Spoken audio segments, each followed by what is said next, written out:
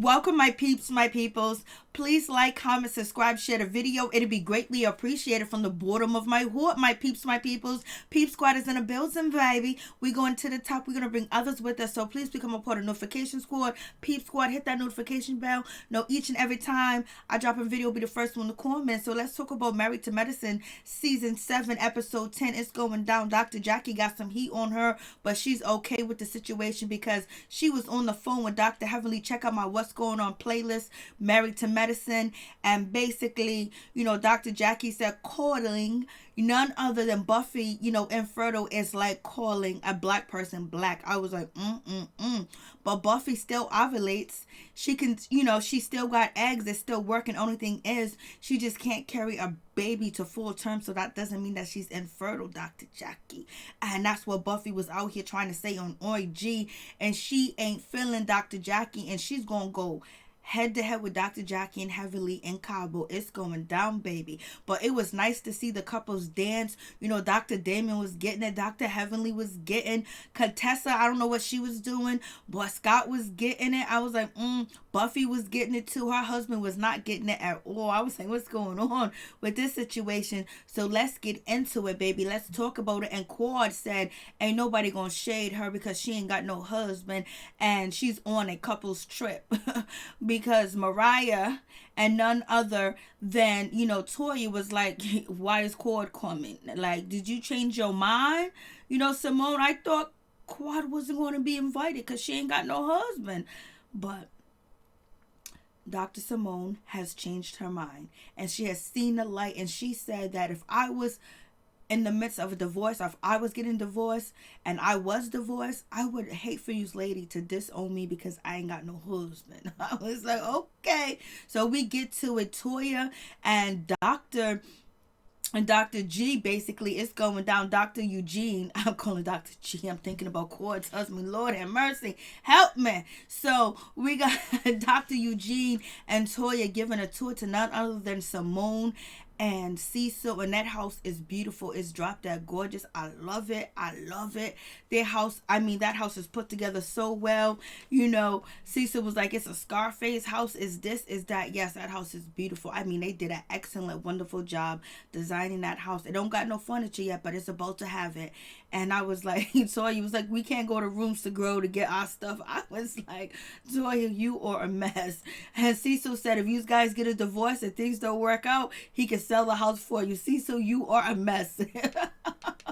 I thought that was just hilarious.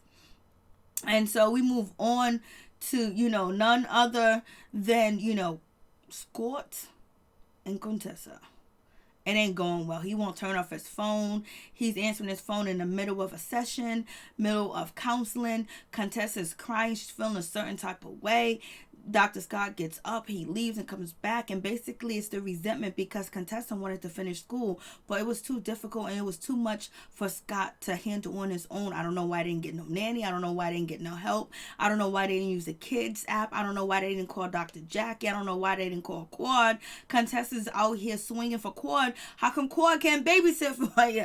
You don't got no nieces, no nephews, no friends, no nobody. You ain't made no friends with your patients. Like, what's going on? Nobody can help you guys pick your kids up and drop them off. Like, what's going on with this situation? But it is what it is. Scott did not tell Contessa to drop out of school, but she felt like she needed to because her kids were out of control at school. One of them was fighting and hitting the wall and all the kind of stuff. The little baby was like, I forget about you sometimes, mommy. So she came home to, basically be mama. And it's ever since, I believe that when Contessa removed her breast and then got, implants and stuff like that because she didn't want to develop cancer in the future, it really changed her. That whole situation just changed her because Contessa doesn't seem like the nice, sweet, Contessa that kind of like work things out, and she just changed. She just mad different. I don't know what's going on with Contessa. But Contessa, she started crying. She just said, I want a hug, baby. I just want you to hug me. I want you to stroke my ego. I want you to rub my hair. I want you to rub my B cups. I want you to do something. And he was like, you know what? Scott was like, well, we need to stop saying judgmental things to each other, because Scott's feeling a certain type of way because Contessa was telling him off at their kid's birthday party, because you know what, she was bossing him around, telling him how to do this, do that. He ain't doing nothing right. And she was yelling and she was screaming, and he was feeling a certain type of way. I was like, damn, Contessa, you missed all 3 of your children's birthday. What's going on? Lord have mercy. So we getting ready to go to Dr. Jackie book reveal party, book release party, and everybody has to wear vagina pink, vagina colors and everything like that. And so the guys are coming in with their vagina colors. Dr. Jackie is too much, but she also said this is empowering women, so we can talk about sex, baby. Let's talk about all the things, and let's also talk about the vagina. Don't be afraid. Don't be scared. Vagina, vaginal power. So that's where she's at with the situation. She's telling the book. We have a woman that is transitioning to a man, and basically he's going to get a testicles pretty soon. Like, OMG, what's going down? Could you tell, is that a man? Is that a woman? No, you can't tell, because I can't either. It looks like a smiling man to me. I wouldn't be able to tell the difference. Lord have mercy.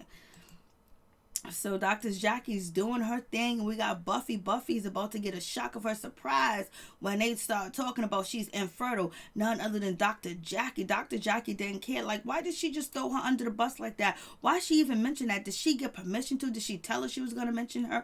No, because Dr. Jackie said it was off the whim. It was off the cuff. I was doing improv on stage, baby, and I was talking about, my situation, and I was happy to relate to another woman in the room. I'm not the only one infertile, but Buffy will tell you she ain't, because she can conceive. She just has miscarriages. And so, here comes Cord, and she's talking about none other than Dr. Simone. Basically, she was like Dr. Simone and Toya, and Dr. Simone and Toya fashion. They left the party early because I didn't praise them quick enough. So, you know what? What's a big thing to a giant? I was like, hey, Cord, do your thing. I like that thick hair. Reminded me of Kenya Moore's hair. And then here comes Mariah and her husband, and somebody got something to say. Yes. And guess who had something to say? It was Dr. Heavenly. She said that Mariah came in with them future pink on and them heavy pink colors because she has an infection, and she better go run, not walk, and she better not go see Dr. Simone. She needs the real thing, which would be Dr. Jackie. I was like, damn, Heavenly, you shading Dr. Jackie, you shading Dr. Simone, saying she ain't a real good doctor. If a woman come to her with an infection, she wouldn't be able to help them. They got to go to Dr. Jackie. So you shading. Then she said Mariah got an infection. It was like, for no reason. You just picking, Heavenly. Just picking. And so they talk about the date that Dr. Heavily set up Cord on, and it was a double date, and she wasn't feeling none of the men, and they're just looking and laughing. Like, we already know. You have Toya. Toya was like, does Dr. Heavily know anybody that's handsome, any cute man? Come on, who would even go out on a date with anybody that Dr. Heavily set them up with? I was like, Toya, And so, Heavenly's apologizing because of the date. This lady looks nice. Look what, I didn't even know Toya had on that nice dress. What's going on with Toya? That dress looks nice on Toya.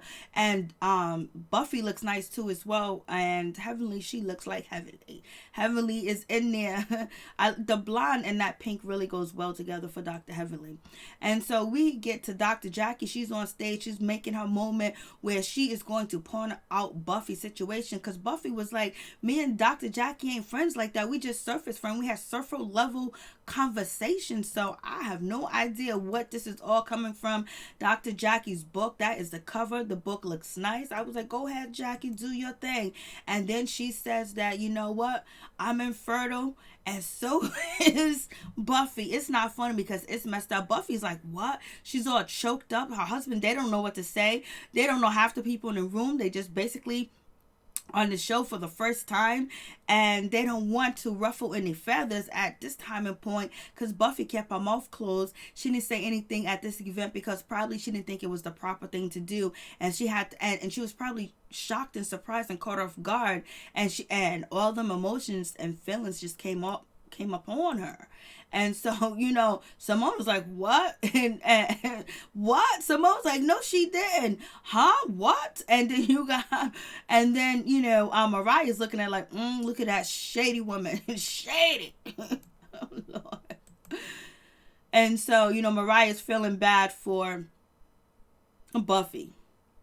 Because I was dead up wrong. Dr. Jackie was straight up dead up wrong. For real, for real. And you can tell in the middle of the, speech, she kind of paused a little bit after that. And she felt like kind of worry after the situation, especially when she was talking to her husband, Curtis. I think she knew she was wrong. But she did it anyway, and she don't have no regrets. And then, someone asked Buffy about a baby. She was like, yeah, I've been trying to conceive. That's all I want is a baby. And I've been doing everything else, this and that, whatever. She's just shocked and she's surprised. And her feelings are hurt. And then her personal business is exposed to everybody. Just because you open right now, Jackie, because at one point in time, you wasn't open. You was like, you was stiffing in a closet. Stiffing in a broom sitting on the floor. You was stiff, baby. And, stiff like a bag of sugar, stiff like a bag of flour. You was stiff. You wasn't moving. And now all of a sudden you got this freedom, and I'm happy for it. But you really threw Buffy under the bus. For real. And here comes some Mariah talking about Dr. Jackie, the perpetuated rumors about her and talked about her. And now look at her exposing Buffy's business. Mariah came through with the crown on her head. Looking good, baby. Looking good. And so, Dr. Heavenly is praising Jackie. Jackie's book. Jackie's doing this. Jackie's doing that.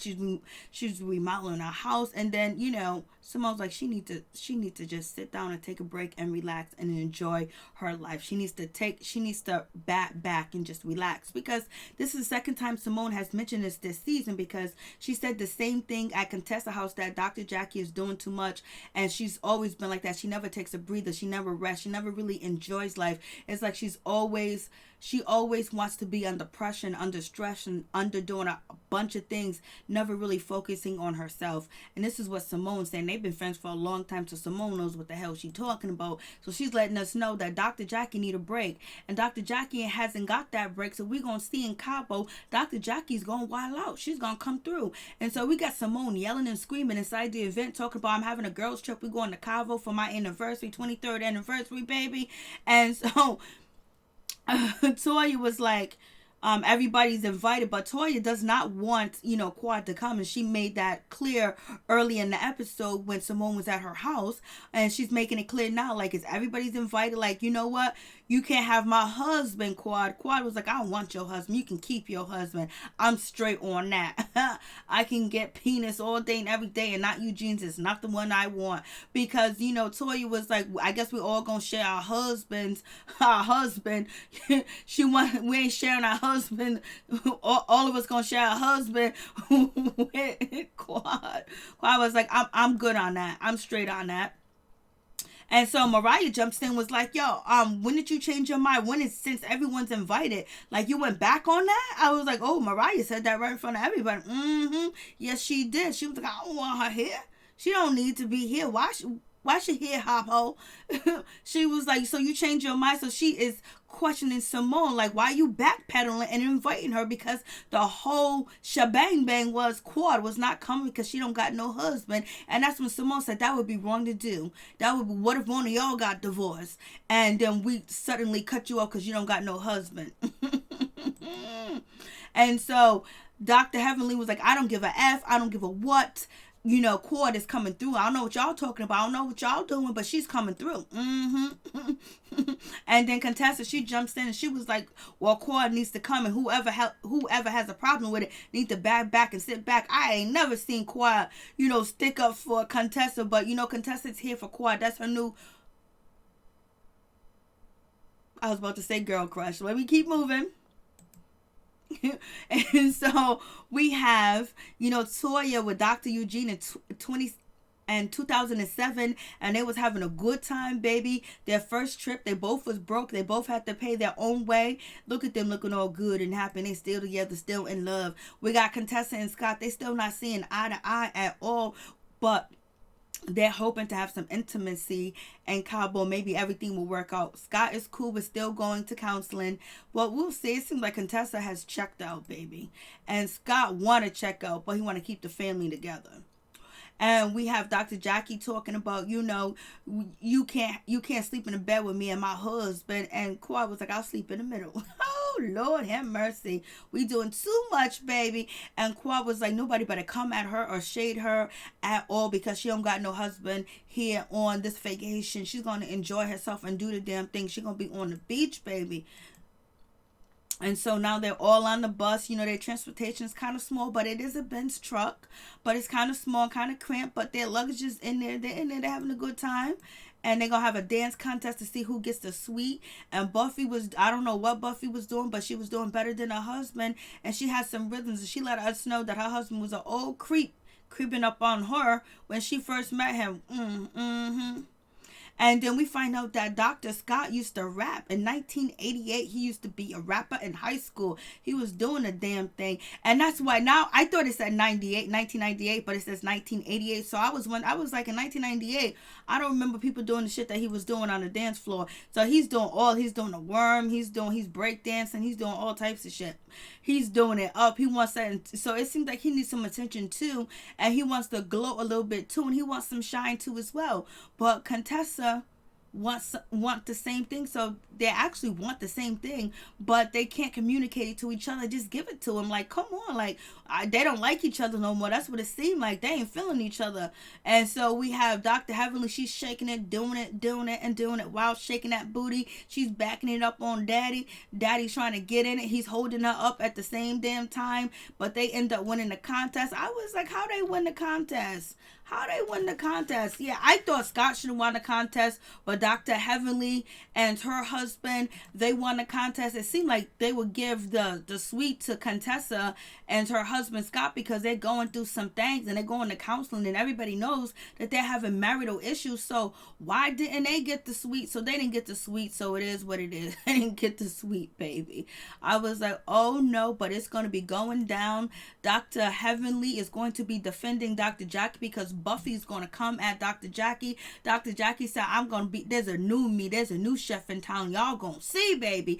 And we're going to see that they all going to be going on a trip somewhere. The van's going to break down. Toya's going to be bitching, moaning, and complaining about we don't even walk in Atlanta. Like, nobody wants to hear anybody complain and cry. You gotta walk, just walk. We all walking together. Heavenly is going to be upset when she see her Dr. Damon out here at the strip club because he's getting some get back. She's gonna feel like it's cheating and she's upset and she's mad, baby. She got picked up by a stripper.